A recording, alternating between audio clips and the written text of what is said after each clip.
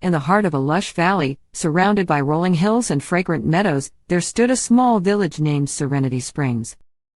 Among its many inhabitants was a young woman named Isabella, whose heart radiated kindness, compassion, and a genuine love for the beauty that surrounded her. Isabella had a unique gift. While most people saw the surface of things, Isabella had an extraordinary ability to see the beauty within.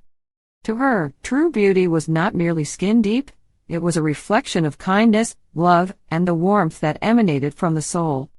One day, as Isabella strolled through the village, she noticed a neglected garden on the outskirts. The once vibrant flowers had withered, and the garden seemed to have lost its charm. Undeterred by its current state, Isabella decided to breathe life back into the forgotten blooms. With care and tenderness, Isabella spent days nurturing the soil, watering the roots, and whispering words of encouragement to the wilted flowers. Slowly, the garden began to transform. Colors blossomed, fragrances wafted through the air, and the once neglected space became a radiant testament to the beauty that could be rekindled with love.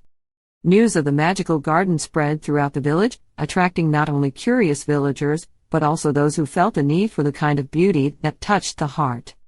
Isabella's garden became a sanctuary, a place where people sought solace, inspiration, and a glimpse into the profound beauty that thrived beyond the surface. One day, a traveler named Elias visited Serenity Springs. Elias, known for his artistic soul, was captivated by the tales of Isabella's enchanted garden. He longed to witness the beauty that transcended the ordinary, so he followed the whispers of the villagers to Isabella's haven. Upon entering the garden, Elias was mesmerized. The vibrant blooms seemed to dance in harmony, and the air carried a melody of tranquility. Isabella, with a twinkle in her eye, explained that true beauty lies not just in what the eye